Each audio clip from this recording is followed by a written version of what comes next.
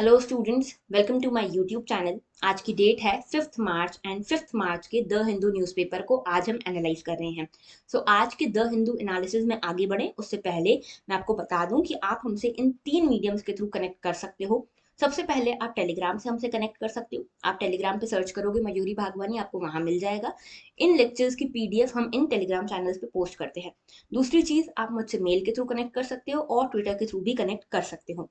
आगे बात करते हैं। देखो, अभी सिर्फ 92 डेज बचे हैं यूपीएससी प्रीलिम्स में, इसीलिए कोशिश ये करो कि ज्यादा से ज्यादा प्रैक्टिस कर सको प्रीलिम्स वाले क्वेश्चंस की। ओके, तो यहाँ पे आपको करना क्या है, डेली के टारगेट बना लो या फिर वीकली टारगेट बना लो कि इतने क्वेश्चन हमको सॉल्व करने ही है। चाहे फिर हम प्रीवियस ईयर क्वेश्चन करें या फिर हम कोई टेस्ट सीरीज लगाएं, कुछ भी करें, लेकिन एक टारगेट होना चाहिए कि आज चलो 30 क्वेश्चन, 40 क्वेश्चन, 50 क्वेश्चन हमको सॉल्व करने हैं। ठीक है, तो इस तरह से एक टारगेट बना लो। आगे बात करते हैं आज के टॉपिक्स की। तो जीएस 1 में हम कल्चर में दिखेंगे कोणार्क सन टेम्पल के बारे में। इसके अलावा जीएस 2 में we will be looking into international relation में Russian invasion on Europe's largest nuclear power plant. तो यहाँ पे न्यूक्लियर प्लांट के ऊपर रशिया ने कब्जा कर लिया, यूरोप का सबसे बड़ा न्यूक्लियर प्लांट है ये, इसको देखेंगे। पॉलिटी में हम देखेंगे कैपिटल वर्डिक्ट के बारे में। इसके अलावा जीएस 3 में हम देखेंगे इकोनॉमी में से पोलावरम प्रोजेक्ट और एनवायरमेंट में न्यू जिनबेरी इज डिस्कवर्ड। तो ये न्यू जिनबेरी कहाँ पर डिस्कवर हुई है? वेस्टर्न घाट्स में। इसको भी देखेंगे। जीएस 4 में we have nothing for today. आगे बढ़े उससे पहले दो क्वेश्चन है आपके लिए। ये जो दो क्वेश्चन है ये साइंस एंड टेक से हैं और 2021 में यूपीएससी में पूछे जा चुके हैं प्रीलिम्स में। So I am expecting their answer from you all in the comment section and I am requesting you, आप लोग कमेंट किया करो यार। इतने से लोग हैं जो मैं देखती हूँ रिपीटेडली, कुछ लोग हैं जो रिपीटेड ही हैं, मतलब कुछ 10-12 लोग हैं बस वही आंसर करते, बाकी लोग कहाँ गए भैया? व्यूज तो इतने हैं तो सिर्फ 10-12 लोग कर रहे हैं कॉमेंट, तो ये भी इसका भी ध्यान रखो। ओके, अच्छा, अब पहले आर्टिकल पे आते हैं हम। Capital verdict. तो बेसिकली ये क्या है? ये आज का एडिटोरियल है द हिंदू का, इसको हम देखेंगे। पहले मैं आपको थोड़ा बैकग्राउंड समझाती हूँ। तो कैपिटल वर्डिक्ट है क्या बेसिकली? देखो, आंध्र प्रदेश, आंध्र प्रदेश कहाँ है? ये देखो यहाँ पे, ये इंडिया है, इंडिया का ये कोस्टल स्टेट है आंध्र प्रदेश। ठीक है, आंध्र प्रदेश जो है 2014 में आंध्र प्रदेश में एक डिवीजन हुआ था, इससे निकल के बना था तेलंगाना। ठीक है, अब तेलंगाना की ये डिमांड थी कि देखो भाई, हम हैं आंध्र प्रदेश का हिस्सा। ठीक है, पहले तब ये आंध्र प्रदेश का हिस्सा थे और इन्होंने बोला कि हमारे यहाँ पे हमारे रीजन में कोई डेवलपमेंट नहीं हो रहा है, आप हमको अलग स्टेट बनाओ। हमारे रीजन में सारे रिसोर्सेज हैं लेकिन डेवलपमेंट हमारा हो नहीं रहा है। तो तेलंगाना को बहुत ज्यादा डिमांड्स के बाद बहुत बड़ी टसल चली, उसके बाद 2014 में इनको अलग स्टेट बनाया गया। ओके, अब ये सब तो हुआ। अब यहाँ पे आंध्र प्रदेश बनाओ। ठीक है, आंध्र प्रदेश की जो पहले कैपिटल थी हैदराबाद, वो चली गई कहाँ पे? तेलंगाना में। अब आंध्र प्रदेश को नई कैपिटल चाहिए थी। तो जो पहले गवर्नमेंट थी 2014 के आसपास जो गवर्नमेंट थी, उन्होंने बोला कि हम अमरावती को अपनी कैपिटल बनाएंगे। ठीक है, ये इन्होंने कहा। अब अमरावती को कैपिटल बनाने का इन्होंने कहा, तो इस पे काम भी शुरू हो गया, इस पे खर्चा होना शुरू हो गया, यहाँ से फार्मर्स को डिस्प्लेस कर दिया गया। यहाँ पे उनको कहा गया कि भैया हमको आपकी जमीन लगेगी, हमको गवर्नमेंट ऑफिसेज वगैरह बनाने हैं। तो इनको हटाया गया, कई सारे फार्मर्स हटाए गए, कई सारा यहाँ पे खर्चा हुआ। लगभग 15,000 करोड़ रुपए यहाँ पे ऑलरेडी खर्च इसके ऊपर लग चुके हैं। ठीक है, तो यहाँ पे आपको याद रखना है कि अगली गवर्नमेंट जो आई, ठीक है, जो अगली गवर्नमेंट आई, अगली गवर्नमेंट कौन सी आई? जो भी नेक्स्ट आई, इन लोगों के बाद जो गवर्नमेंट आई, हमको गवर्नमेंट से मतलब नहीं, हमको तो इशू से मतलब है ना। तो जो अगली गवर्नमेंट आई उन्होंने बोला कि नहीं, हम जो पुराना प्लान था उसको फॉलो नहीं कर रहे हैं, हम यहाँ पे बनाएंगे 3 कैपिटल्स। अब ये 3 कैपिटल्स का क्या नाटक है भाई? तो देखो, 3 कैपिटल्स का इन्होंने कहा कि हम अमरावती को यहाँ पे बनाएंगे लेजिस्लेटिव कैपिटल, विशाखापट्टनम को बनाएंगे एग्जीक्यूटिव कैपिटल और कुर्नूल को बनाएंगे जुडिशियल कैपिटल यहाँ पे। तो बेसिकली इन्होंने ये कहा कि हम ये जो 3 कैपिटल्स बना रहे हैं, ये क्यों बना रहे हैं? इन्होंने कहा कि हम इन 3 कैपिटल्स को, कुछ रीजन है। पहला रीजन तो ये कि हम चाहते हैं कि सभी रीजन्स का यहाँ पे इक्वल डेवलपमेंट हो। ऐसा नहीं कि हमने सिर्फ अमरावती को बना दिया तो अमरावती के आसपास का ही रीजन डेवलप हो रहा है। हम चाहते हैं पूरे के पूरे आंध्र प्रदेश का डेवलपमेंट हो, इसीलिए हम यहाँ पे 3 प्रपोज कर रहे हैं कैपिटल्स को। दूसरा इन्होंने बोला, एक तो इंक्लूसिव डेवलपमेंट की बात करी जैसे कि हमने देखा, और दूसरा इन्होंने बोला डिसेंट्रलाइजेशन करना चाहते हैं हम नहीं चाहते कि कोई भी पावर सिर्फ एक डिस्ट्रिक्ट में रह के सीमित रह जाए, डिस्ट्रिक्ट हो जाए, हम ऐसा नहीं चाहते। इसलिए हम 3 अलग अलग कैपिटल यहाँ पे बना रहे हैं। ठीक है, तो ये इन्होंने प्रपोज किया। अब ये इसको लेकर एक लॉ भी लेकर आए। जैसे देखो, जुलाई 31 को 2021 में ये लॉ लेकर आए ये लोग कि है ना, हम 3 कैपिटल्स बनाएंगे और 3 कैपिटल्स बनाने के लिए दो लॉज लेकर आए। Andhra Pradesh decentralisation and inclusive development of all act 2020 and Andhra Pradesh capital region development authority 2020। इस लॉ में, इन दोनों लॉज में बोला गया कि हम ये 3 कैपिटल्स बनाएंगे। लेकिन फिर नवंबर 2021 में इन्होंने बोला कि ये जो 2 लॉ हम पहले लाए थे इनको हम रिपील करेंगे और आगे कुछ एक और लॉ लेकर आएंगे जो फ्रेश फुल प्रूफ लॉ होगा, ठीक है, जिसमें हम पूरी की पूरी आपको जानकारी देंगे कि किस तरह से प्लानिंग होगी, एग्जॉस्टिव प्लान हम आपको बताएंगे। लेकिन क्या हुआ, कोर्ट में चले गए पिटीशन। कोर्ट में पिटीशन गई किनकी, फार्मर्स की, जो लोग भी डिस्प्लेस किए गए थे अमरावती से पहले, उनकी पिटीशन गई कि ये हो क्या रहा है। एक तो आपने हमको डिस्प्लेस कर दिया, हमसे हमारा घर बार हमारा लाइवलीहुड छीन लिया, अब आप बोल रहे हो कि अमरावती को कैपिटल भी नहीं बनाएंगे, मतलब कैपिटल नहीं बनाएंगे मतलब सिर्फ लेजिस्लेटिव कैपिटल बनाएंगे, बाकी 2 कैपिटल दूसरी जगह बनाएंगे। तो इसको लेकर कई सारे इश्यूज थे। तो यहाँ पे हाई कोर्ट जो है, आंध्र प्रदेश हाई कोर्ट, उसने कुछ चीजें बताई, उसने कुछ चीजें कही। तो देखो, पहली चीज, इन्होंने बोला कि ये जो आपका आइडिया है ना 3 कैपिटल्स वाला, that is not so good idea, बहुत डिफिकल्ट होगा। पहली चीज, यहाँ पे कोऑर्डिनेशन और लॉजिस्टिक्स के फियर है, ठीक है, कोऑर्डिनेशन और लॉजिस्टिक का मतलब आपने देखा जो तीनों सिटीज है कितनी दूर दूर है। जैसे अगर मैं देखो, विशाखापट्टनम से कुर्नूल लगभग 700 किलोमीटर है, फिर विशाखापट्टनम से अमरावती 400 किलोमीटर, विशाखापट्टनम अमरावती और कुर्नूल 370 किलोमीटर, इतनी दूर दूर ये तीनों कैपिटल्स लोकेटेड है। तो कोई आम आदमी जिसको तीनों जगहों पे काम है, क्या वो एक से दूसरे जगह पे ही फिरता रहेगा, उसका काम मतलब और बढ़ जाए, ठीक है। दूसरी चीज, इन तीनों जो एलिमेंट्स हैं गवर्नमेंट के, एग्जीक्यूटिव, लेजिस्लेटिव और जुडिशरी, इन तीनों में कोऑर्डिनेशन कैसे होगा। अगर एक फाइल तीनों जगह जानी है तो क्या कितने दिनों तक वो घूमती रहेगी, अभी गवर्नमेंट ऑफिस में इतने दिन घूमती रहती है, यहाँ पे तो क्या ही होगा, ठीक है। तो ये लॉजिस्टिक्स का भी फियर है और कोऑर्डिनेशन का भी फियर है। तीसरा एक चीज ये बताई गई है कि जो फार्मर्स की आपने जमीन ले ली, जो भी लोगों को यहाँ पे डिस्प्लेस कर दिया, उनका क्या, जो कॉस्ट आप इसमें इन्वेस्ट कर चुके हो अमरावती में, उसका क्या, ठीक है। तो फार्मर्स का भी इशू है डिस्प्लेसमेंट का। दूसरा, आपने यहाँ पे कॉस्ट भी इन्वॉल्व कर लिया, लगभग 15,000 करोड़ रुपए भी लगा चुके हो, तो इन सब का तो ये सब तो वेस्ट हो जाएगा। अमरावती में जो आपने इतना पैसा लगा दिया है, ये सब तो वेस्ट हो जाएगा, ठीक है, क्योंकि आपने पैसा वैसा थोड़ी लगाया था कि सिर्फ लेजिस्लेटिव कैपिटल बनाया, आपने पैसा तो पूरा कैपिटल बनाने के हिसाब से ही लगाया है, ठीक है, लोगों को तो उस हिसाब से ही डेवलप किया, यहाँ पे डिस्प्लेस किया है। तो सोशल और इकोनॉमिक कॉस्ट इसकी ऑलरेडी लग चुकी है, आप अब इससे पीछे नहीं हट सकते, ये कहा कोर्ट ने। चौथी चीज यहाँ पे ये भी है, जो पॉलिटिकल एलिगेशन लगते हैं, पॉलिटिकल एलिगेशन ये लग रहे हैं अभी की गवर्नमेंट पे आंध्र प्रदेश की, कि जो पुरानी गवर्नमेंट थी उन्होंने बोला कि अमरावती को हम यहाँ पे नया कैपिटल बनाएंगे। अब हिस्ट्री आपने पढ़ी होगी तो आपको पता होगा कि आप जब भी कोई डायनेस्टी पढ़ते हो उसमें आप देखते हो कि इस रूलर ने ये नई कैपिटल बनाई थी या इस रूलर ने ये नई चीज एस्टेब्लिश की थी। तो अब जो अभी वाली गवर्नमेंट है उनको ये डर है कि हिस्ट्री में पुरानी वाली गवर्नमेंट को याद किया जाएगा कि उन्होंने अमरावती स्टैब्लिश किया था। लेकिन ये क्या करना चाहते हैं, इसको रिप्लेस करना चाहते हैं अपने नाम से, और ये चाहते हैं कि इनकी गवर्नमेंट को याद किया जाए इस चीज से कि हम कोई एक अलग ही कंसेप्ट लेकर आए थे 3 कैपिटल्स वाला, ठीक है, जिसमें हमने 3 कैपिटल्स इस्टेब्लिश किए थे आंध्र प्रदेश के, और आंध्र प्रदेश को एक नया यहाँ पे मॉडल दिया था। तो ये अपनी गवर्नमेंट की आगे की यहाँ पे रेपुटेशन सॉल्व करने के लिए, अच्छी करने के लिए ये सब कर रहे हैं। ये एलिगेशन भी लगते हैं। तो देखो, एलिगेशन सही हो या ना हो, ये जो यहाँ पे लॉजिकल बातें कही गई है ये तो सही है ना, अगर आप इसको फोर्थ पॉइंट को हटा भी दो तो ये तो सही है।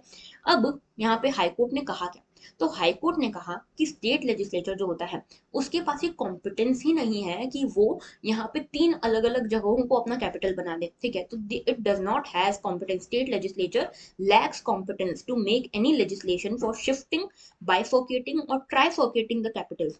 तो आप ऐसा नहीं कर सकते कि 2 कैपिटल बना ली, 3 कैपिटल बना ली, अनलेस एंड अनटिल कोई एक्चुअल में लॉजिक हो, ठीक है। तब तक ऐसे, जैसे जम्मू कश्मीर था पहले तो उसका श्रीनगर था और जम्मू था, ठीक है, जम्मू जो था विंटर कैपिटल था, क्योंकि श्रीनगर तो ब्लॉक ही हो जाता था। तो ये तो एक्चुअल कॉज है ना, यहाँ पे तो कोई प्रॉपर कॉज ही नहीं है, आप ऐसे ही कुछ भी कर रहे हो, ठीक है। तो दूसरी चीज ये, उसके बाद तीसरी चीज ये कि इनके पास कॉम्पिटेंस कैसे नहीं है, जो कॉन्स्टिट्यूशन है वो ही इनको राइट नहीं देता कि ये लोग ऐसा कर सके। ऐसा क्यों, देखो, यहाँ पे ये बोलते हैं कि पार्लियामेंट के पास, इकलौती पार्लियामेंट के पास ही ये पावर है कि वो ये जो लेजिस्लेचर है, एग्जीक्यूटिव है, जुडिशियल ऑर्गन जो है, इसको कहाँ से सेटअप करना है, ये पार्लियामेंट के पास ही पावर है, स्टेट लेजिस्लेचर के पास पावर ही नहीं है, ये कहा गया है इस जजमेंट में।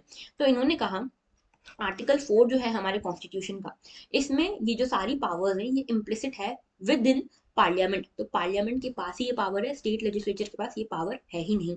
आर्टिकल 4 कहता है कि यहाँ पे जो लॉ है एडमिशन और इस्टेब्लिशमेंट ऑफ न्यू स्टेट्स के लिए जो बनाया गया है आर्टिकल 2 के अंदर, फिर आर्टिकल 3 के अंदर जो नए स्टेट्स बनाने का, अल्टरेशन करने का जो लॉ बनाया गया है, ये सब कुछ आर्टिकल 4 में आता है। और आर्टिकल 4 ये बोलता है कि ये लॉ जब भी पार्लियामेंट बनाएगा इसको कॉन्स्टिट्यूशनल अमेंडमेंट नहीं माना जाएगा। आर्टिकल 368 के अंतर्गत कॉन्स्टिट्यूशनल अमेंडमेंट इनको नहीं माना जाएगा अगर हम कोई नया स्टेट बनाते हैं या कोई नए स्टेट की बॉर्डर्स को अल्टर करते हैं, ये सब चीजें करते हैं। तो इसी में इम्प्लिसिट है कि कहाँ पे कैपिटल होगा, कहाँ पे legislative wing, judicial wing, executive wing होगी, ये सब चीजें इम्प्लिसिट है इस आर्टिकल नंबर 4 में, जो कि पावर है किसकी, पार्लियामेंट की। तो स्टेट लेजिस्लेचर का कोई हक है ही नहीं इसके बारे में लॉ बनाने का, ये चीज कही गई। ओके, अब आते हैं हम आर्टिकल पे। तो देखो, मैंने आपको पूरा इशू तो समझा ही दिया है। यहाँ पे बेसिकली यही चीजें बोली गई है कि यहाँ पे कोर्ट ये कहता है कि आप थोड़े बहुत यहाँ पे पॉलिसी चेंजेस करो, सही है, ठीक है, चलता है, लेजिस्लेटिव चेंजेस आपने कुछ कर दिए, लेकिन आप यहाँ पे पूरे के पूरे राइट्स को, एंटाइटलमेंट्स को ही बदल कर रख दो लोगों के, तो ये तो गलत है ना, ऐसा तो नहीं हो सकता। तो 2014 में जो ये चेंज आया था, अमरावती को यहाँ पे कैपिटल बनाया गया क्योंकि तेलंगाना अलग हो गया, उसके बाद फिर ये सब नया नया नाटक हुआ। तो यहाँ पे कोर्ट का ये कहना है कि लगभग 33,000 एकड़ की जमीन आपने यहाँ पे खाली करवा दी, इतने लोगों को यहाँ पे डिस्प्लेस करवा दिया, 15,000 करोड़ रुपए आपने खर्च कर दिए हैं। उसके बाद यहाँ पे सारे अरेंजमेंट होने के बाद अब आप बोल रहे हो कि नहीं, हमको तो 3 नए कैपिटल्स बनाने, ऐसा काम नहीं होता। तो ऐसा जरूरी नहीं है कि आपकी गवर्नमेंट ने क्या बोला, पुरानी गवर्नमेंट ने क्या बोला। पॉइंट ये है कि यहाँ पे सोशल और इकोनॉमिक कॉस्ट तो इन्वॉल्व हो चुका है, इसीलिए इसको लेकर मना कर दिया यहाँ पे जो कोर्ट है उसने। और कोर्ट ने क्या कहा आर्टिकल 4 के बारे में, मैं आपको ये बता चुकी हूँ, ठीक है। तो यहाँ पे ये कहा गया स्टेट लेजिस्लेचर के पास कॉम्पिटेंस नहीं है। दूसरी चीज ये कहा गया कि अगर ये the verdict is undisturbed by the Supreme Court may put an end to the attempts to shift the capital city. तो अगर ये सुप्रीम कोर्ट के पास नहीं जाता है ये केस, तो यहाँ पे ही खत्म हो जाएगा ये 3 कैपिटल वाला कंसेप्ट, ठीक है, फिर आगे बढ़ेगा ही नहीं, ठीक है। तो यहाँ पे जो डॉक्ट्रिन है of constitutional trust and promissory estoppel to prevent a regime from going back on its promises to the citizens. तो यहाँ पे दो डॉक्ट्रिन बहुत ज्यादा इंश्योर होती हैं। एक तो जो सिटीजन्स का ट्रस्ट है कॉन्स्टिट्यूशन पे, कि आपने वादा पहले कुछ कर दिया, बाद में जाके बदल दिया, ठीक है, तो ऐसा नहीं चलेगा। तो यहाँ पे एक तो ये वाला डॉक्ट्रिन काम कर रहा है, और दूसरा ये प्रोमिसरी एस्टोपल यही है कि आपने पहले वादा किया था कि हम अमरावती को बनाएंगे, आपने सारा कॉस्ट इन्वॉल्व कर लिया, अब आगे जाके दूसरी गवर्नमेंट आ रही है, बोल रही नहीं ऐसा नहीं करेंगे। तो ये दोनों चीजें इन्वॉल्व है। तो यहाँ पे सबसे ज्यादा चलेगी किसकी, जो गवर्नमेंट बदल रही है उनकी नहीं, जो कॉन्स्टिट्यूशन फिक्स्ड है उसकी चलती है, ठीक है।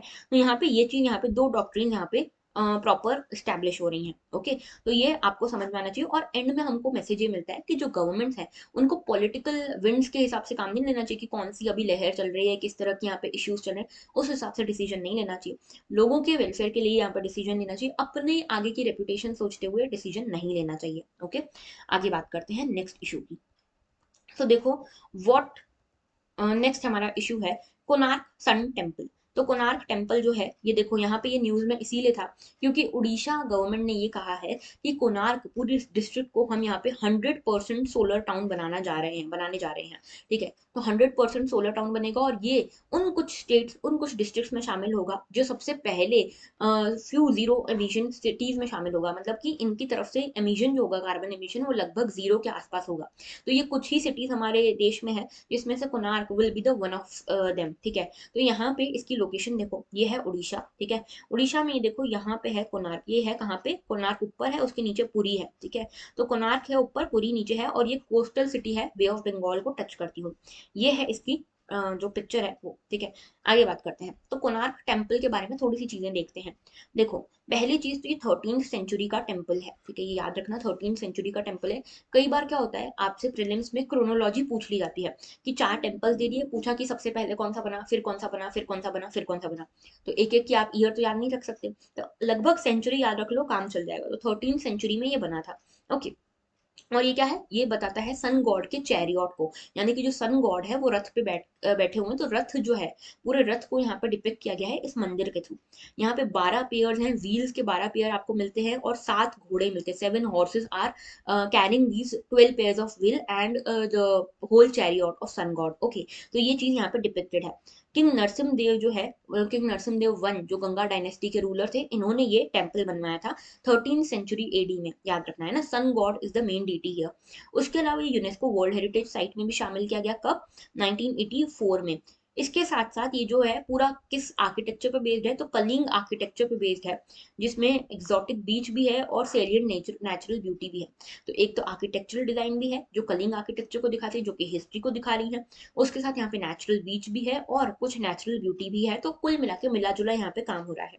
ओके, अब देखो ये पिक्चर है, बहुत ही सुंदर यहाँ पे टेम्पल है ये टेम्पल आपने कभी विजिट किया हो तो पता नहीं, मैंने तो अभी तक नहीं किया है।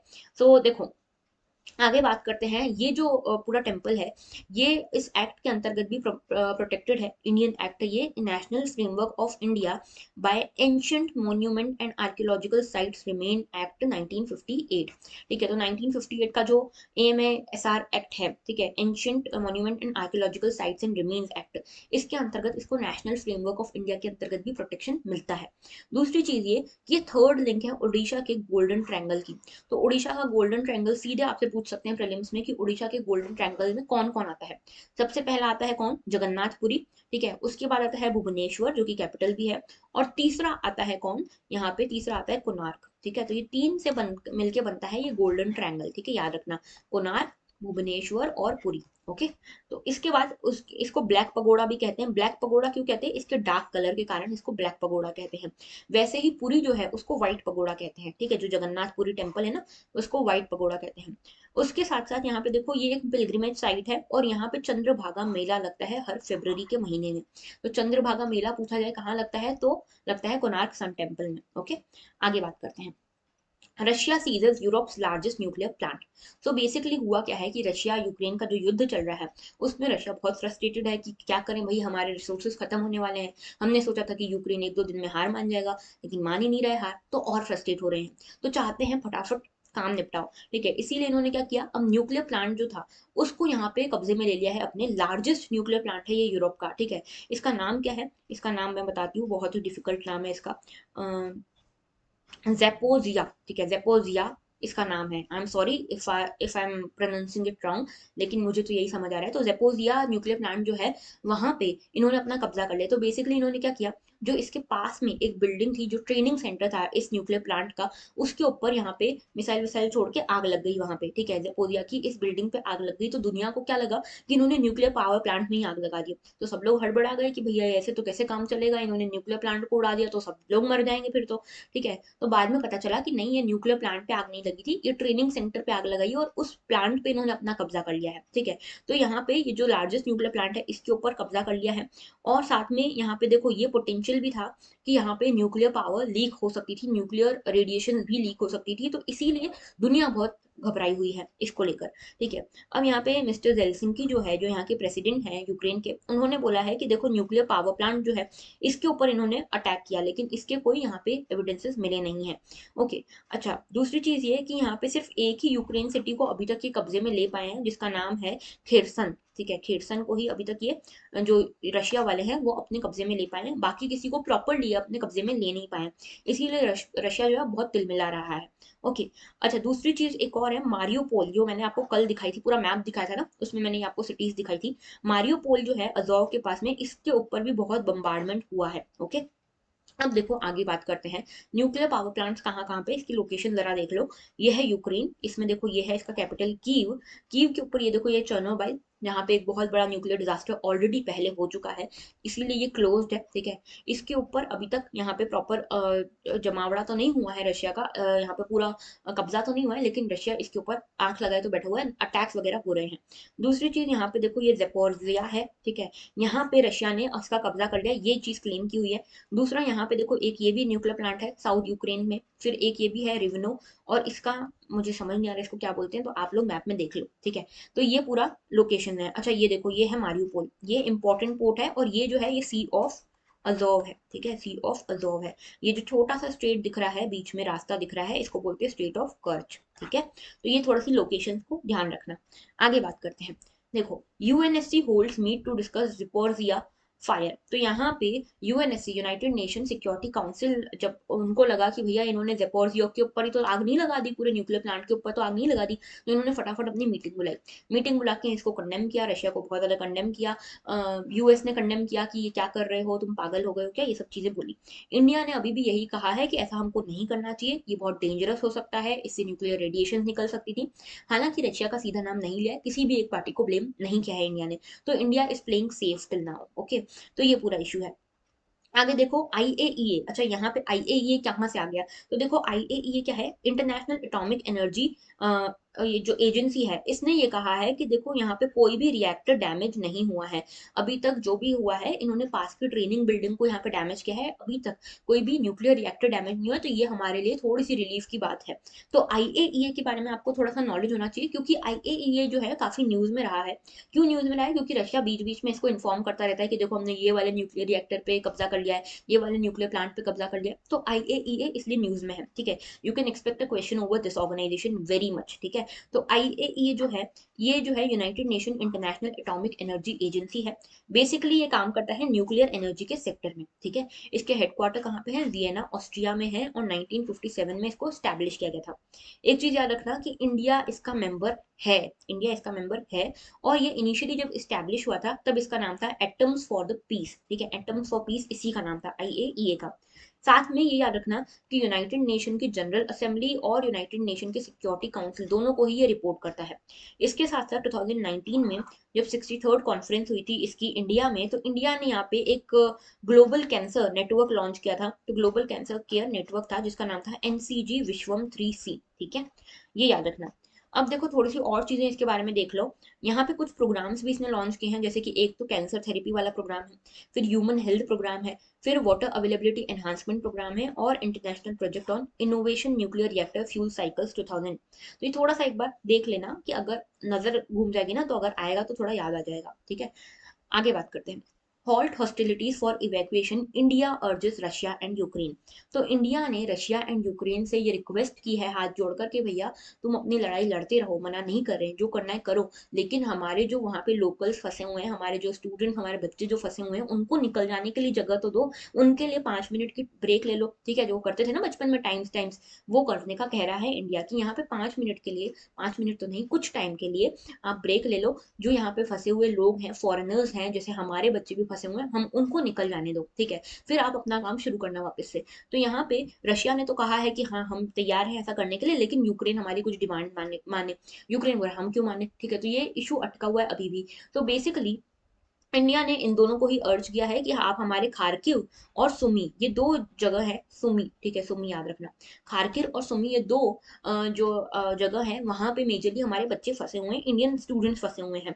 तो इसके लिए यहाँ पे बोला है कि ये जो काफी कॉन्फ्लिक्टिंग लोकेशन है, अब रशिया ने बोला एक काम करते हैं, हम आपके लिए बसेस पहुंचा देते हैं, उसमें बिठाओ बच्चों को, हम यहाँ पे यहाँ से इनको बाहर निकलवा देंगे। लेकिन इंडिया का कहना है कि हम उधर तक लाएं कैसे बच्चों को अपने, ठीक है, कैसे जाएंगे वो लोग, इतने बम फटाके फूट रहे हैं, कैसे जाएंगे, किसी के ऊपर मिसाइल विसाइल गिर गई तो, ठीक है। तो हम उनको बाहर निकलने का यहाँ पे एडवाइजरी नहीं जारी कर सकते, क्योंकि वो सेफ नहीं है, और जहाँ पे अपने आपने अपनी बसेस पार्क करी बहुत दूर भी है, तो हम यहाँ तक नहीं ला सकते। तो कुल मिला के ये कहा है कि आप थोड़ा टाइम के लिए हॉल्ट कर दो अपनी जो भी ये कॉन्फ्लिक्ट है, और उसके बाद वापस से शुरू कर देना, लेकिन हम यहाँ पे तब तक अपने जो स्टूडेंट्स हैं उनको निकाल लें, ओके।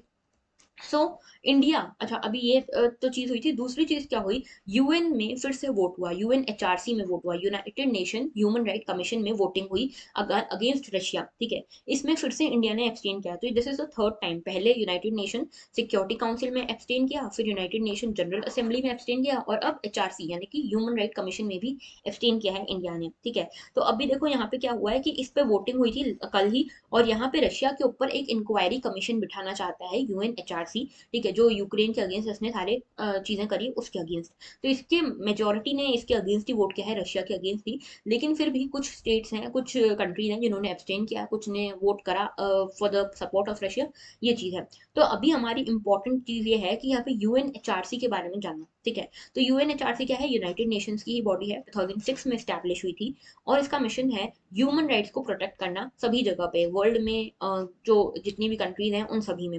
उसके अलावा यहाँ पे एक यूनिवर्सल पीरियोडिक रिव्यू भी करती है ये जो यूएन के मेंबर स्टेट्स हैं इन सभी का, कि यहाँ पे कोई ह्यूमन राइट वायलेशन तो नहीं हो रहा।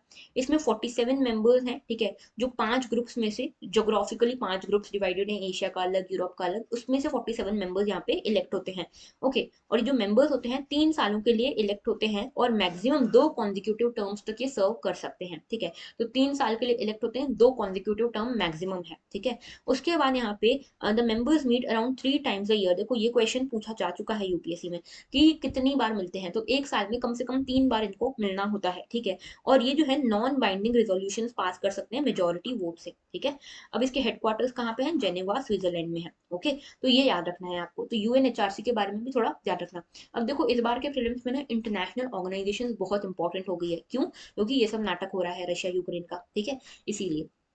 आगे बात करते हैं, Polavaram farmers to get 5 lakh rupees per acre. तो बेसिकली क्या है ये, पोलावरम एक प्रोजेक्ट यहाँ पे है, मल्टी इरिगेशन प्रोजेक्ट, जो अनाउंस किया गया था आंध्र प्रदेश में, थोड़ा उड़ीसा और छत्तीसगढ़ तक भी कनेक्टेड है ये प्रोजेक्ट। तो यहाँ पे क्या हुआ, पहले इसको देखते हैं फिर आएंगे न्यूज पे। तो पोलावरम प्रोजेक्ट में हुआ क्या, पहले मैं आपको लोकेशन दिखाती हूँ। ये है उड़ीसा, मेनली उड़ीसा, आंध्र प्रदेश, छत्तीसगढ़, इन रीजन्स में ये बटा हुआ है, ठीक है। तो यहाँ पे देखो क्या हुआ कि ये है गोदावरी रिवर, ये है कृष्णा रिवर। तो ये एक तरह का इंटरलिंकिंग भी है, ठीक है। इंटरलिंकिंग इस तरह से लिंक कैनाल बन रही है इसमें। तो इंटरलिंकिंग के थ्रू इरिगेशन वगैरह प्रोवाइड किया जाएगा बिटवीन गोदावरी एंड कृष्णा, ठीक है। अब देखो यहाँ पे जो मल्टीपर्पज इरिगेशन प्रोजेक्ट है, लोकेशन देखो इसकी आंध्र प्रदेश है, उसके साथ साथ यहाँ पे उड़ीसा है, और साथ साथ में छत्तीसगढ़ भी है, ठीक है। और मेजर रिवर जिसके ऊपर ये बन रहा है ये गोदावरी रिवर है। And this link canal is just a part of Polavaram, okay, ये भी याद रखना। उसके अलावा जब ये कंप्लीट हो जाएगा तो इसमें इरिगेशन बेनिफिट्स मिल पाएंगे आसपास के सभी रीजन को, हाइड्रो इलेक्ट्रिक पावर मिल पाएगी, ड्रिंकिंग वाटर मिल पाएगा। इसमें क्या होगा कि इंटर बेसिन ट्रांसफर होगा, कृष्णा रिवर में कुछ पानी गोदावरी का डाला जाएगा, ठीक है, राइट कैनाल के थ्रू। साथ में इनडायरेक्ट बेनिफिट्स क्या होंगे कि यहाँ पे पिस्सी यानी कि जो ब्रीडिंग है फिशेस की, रियरिंग है, ये डेवलप होगी, टूरिज्म डेवलप होगा, अर्बनाइजेशन डेवलपमेंट होगा। साथ में इसको नेशनल प्रोजेक्ट स्टेटस भी दिया गया है 2014 में, जो आंध्र प्रदेश रीऑर्गेनाइजेशन एक्ट था उसमें इस पोलावरम प्रोजेक्ट को नेशनल प्रोजेक्ट स्टेटस मिला है, ठीक है। इसकी लोकेशन ये मैंने आपको दिखा दी। इसमें थोड़ा सा याद रखना, ये पोलावरम डैम जो है ये गोदावरी पे है, वैसे कृष्णा रिवर के ऊपर ये प्रकाशम बैरेज है ना। ये पूछ सकते हैं प्रीलिम्स में, तो ये याद रखना थोड़ा सा, ओके। आगे बात करते हैं। देखो इसमें क्या हुआ है कि यहाँ पे पोलावरम प्रोजेक्ट बनाने के लिए कई सारे फार्मर्स को डिस्प्लेस किया गया था। तो उन फार्मर्स को अब ये कहा गया है कि कम से कम 1 एकड़ पे आपको 5 लाख रुपए दिए जाएंगे एज अ कॉम्पनसेशन। तो यहाँ पे ये देखो, ये है Right to Fair Compensation and Transparency in Land Acquisition Rehabilitation and Resettlement Act, इसके अंतर्गत ये चीजें कही गई है, ठीक है। बाकी कुछ ज्यादा इंपॉर्टेंट नहीं है, पोलावरम प्रोजेक्ट के बारे में पता होना चाहिए। आगे बात करते हैं। New Zingiber species discovered in Tamil Nadu. तो तमिलनाडु में एक नई जिन बेरी यहाँ पे डिस्कवर हुई है। तो बॉटनिकल सर्वे ऑफ इंडिया जो है उन्होंने बोला है कि यहाँ पे एक न्यू जिन बेरी डिस्कवर हुई है कन्याकुमारी वाइल्ड लाइफ सेंचुरी से तमिलनाडु में। तो ये याद रखना, कन्याकुमारी वाइल्ड लाइफ सेंचुरी कहाँ है, तमिलनाडु में। यहाँ पे वेस्टर्न घाट्स में ये स्पीशी यहाँ पे पाई गई है, जिसका नाम है ग्लाइकोमिस एल्बी कैरपा, ठीक है। ये जो है एक अलग टाइप का व्हाइट फ्रूट जैसा दिखता है, और ये सदर्न वेस्टर्न घाट्स में एंडेमिक है, ठीक है। यानी कि यहीं से निकलता है, यहीं पे पैदा होता है ये। तो सदर्न वेस्टर्न घाट्स में एंडेमिक है, ऑरेंज फैमिली से ये बिलोंग करता है, ठीक है। इसकी कई सारी मेडिसिनल प्रॉपर्टीज भी हैं, इसको फूड के लिए भी यूज किया जाता है। साथ साथ में ये वाइल्ड में उगता है, ठीक है, वाइल्ड फॉरेस्ट में उगता है, और ये फूड और मेडिसिन की तरह यूज किया जाता है। इसकी जो अरोमा है, इसकी जो फ्रेग्रेंस है वो जिन जैसी होती है, यानी कि जिन एक काइंड ऑफ अल्कोहल होता है, तो उसकी जैसी यहाँ पे उसकी यहाँ पे अरोमा रहती है, इसीलिए ये पॉपुलरली एक एडिबल फ्रूट के फॉर्म में यहाँ पे यूज किया जाता है। और ये जो है दूसरी दूसरी जो स्पीशीज है उनको भी एक लार्वल होस्ट प्लांट की तरह भी ट्रीट करता है, जैसे बटरफ्लाइज के लिए। उसके अलावा ये एवरग्रीन स्मॉल ट्री है, ठीक है। इसको यहाँ पे आप तिरुनेवेली सेमी एवरग्रीन फॉरेस्ट में आप इसको पा सकते हो। साथ में ये फ्लावरिंग वगैरह के थ्रू यहाँ पे नेचुरल रीजनरेशन, सीडिंग, रिक्रूटमेंट वगैरह ये सब होता है, ठीक है। तो डिस्कवरी जो है यहाँ पे ये एम्फेसाइज करती है कि वेस्टर्न घाट्स की जो बायोडाइवर्सिटी है वो ना सिर्फ यूनिक है, बल्कि नई नई चीजें डिस्कवर होती है यहाँ से। हमेशा आप देखोगे मेजोरिटी ऑफ द केसेस में जो नई जो भी स्पीशीज डिस्कवर हो रही है ना ये प्लांट वगैरह की, वो आप देखोगे वेस्टर्न घाट्स में ही होती है, ठीक है। तो एंडेमिज्म जो है काफी बढ़िया है, और यूनिकनेस बहुत बढ़िया है वेस्टर्न घाट्स की, इसीलिए वेस्टर्न घाट्स को प्रोटेक्ट करना हमारा एक प्रायोरिटी होनी चाहिए, ठीक है। इसकी बायोडाइवर्सिटी को प्रोटेक्ट करना हमारी प्रायोरिटी होनी चाहिए। और तो आज के आर्टिकल्स इतने ही थे, कल के क्वेश्चन ले लेते हैं। In the case of which of the following biogeochemical cycles the weather of rocks is the main source of release of nutrients to enter the cycle? तो देखो ये एनवायरमेंट से रिलेटेड क्वेश्चन है, और bio geochemical cycles, this is a very important topic in environment. अगर नहीं पढ़ा हो तो पढ़ लेना, ठीक है, एनवायरमेंट का इंपॉर्टेंट टॉपिक है। अब देखो कुछ साइकिल्स होती हैं बायो जियोकेमिकल साइकिल्स। इसमें बोला गया है कि हर साइकिल को कहीं ना कहीं से न्यूट्रिएंट मिलता है, ठीक है। तो इस किस कौन सी साइकिल ऐसी है जिसको वेदरिंग के थ्रू यहाँ पे न्यूट्रिएंट मिलता है, न्यूट्रिशन मिलते हैं। तो यहाँ पे देखो कार्बन साइकिल और नाइट्रोजन साइकिल, ये दोनों गैसियस साइकिल है। गैसियस साइकिल है मतलब कि इनको एक तो एटमॉस्फेयर के थ्रू और एक हाइड्रोस्फेयर के थ्रू यहाँ पे न्यूट्रिशन मिल सकता है, तो रॉक्स तो आएंगी ही नहीं, ठीक है। तो एटमॉस्फेयर या हाइड्रोस्फेयर के थ्रू इनको न्यूट्रिशन मिल सकता है। ये दोनों जो है ये रॉक्स वाली साइकिल है। तो यहाँ पे देखो सल्फर साइकिल जो है, इसको वेदरिंग ऑफ जो वेदरिंग ऑफ रॉक्स है, इरोजन वगैरह से न्यूट्रिशन मिलता है, लेकिन साथ साथ में एटमॉस्फेयर से भी न्यूट्रिशन मिलता है। तो हाइड्रोजन सल्फाइड वगैरह जो न्यूट्रिशन होता है वो इनको एटमॉस्फेयर से भी मिलता है।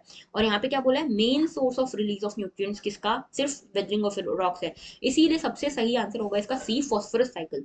क्योंकि इसमें क्या होता है कि जो फॉस्फेट रॉक्स होती हैं उनके इरोजन के थ्रू जो न्यूट्रिशन मिलता है फॉस्फोरस साइकिल को, इसके अलावा मेजर सोर्स और इसका न्यूट्रिशन का कोई भी नहीं है, ठीक है। तो इसका आंसर होगा सी, फॉस्फोरस साइकिल। दूसरा है which of the following are detritivores.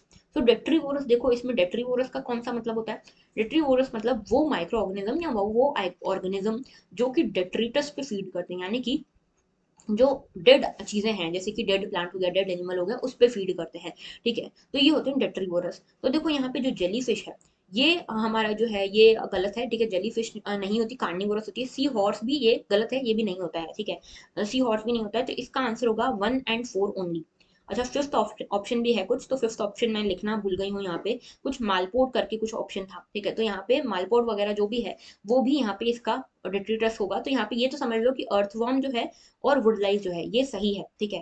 अगर इसका आप आंसर देखोगे तो 2 और 3 हटा दो, ठीक है। 2 इसमें भी है, इसमें भी है, इसमें भी है, तो ये तो ऑप्शन नहीं गलत है, ये गलत ऑप्शन है ना। इसका आंसर यहाँ पे होगा सिर्फ 1 और 4 और 5, ठीक है। जो भी फिफ्थ ऑप्शन होगा मालपोर्ट जो भी था वो होगा इसका आंसर, ठीक है। तो ये क्वेश्चन ही गलत है अगर देखा जाए तो। ऑप्शन वगैरह आपको समझ में आ गया ना, डिट्रीटस क्या है, वुडलाइस और अर्थवर्म इसका सही आंसर होगा, ठीक है। जेलीफिश और सी हॉर्स कार्निवोरस है। ओके, तो ये चलो हो गया हमारा, है ना। So that was all for today. Thank you for watching and have a very good day. और लाइक करना, कमेंट करना, शेयर करना मत भूलना, सब्सक्राइब करना भी मत भूलना। तो that was all, have a very good day.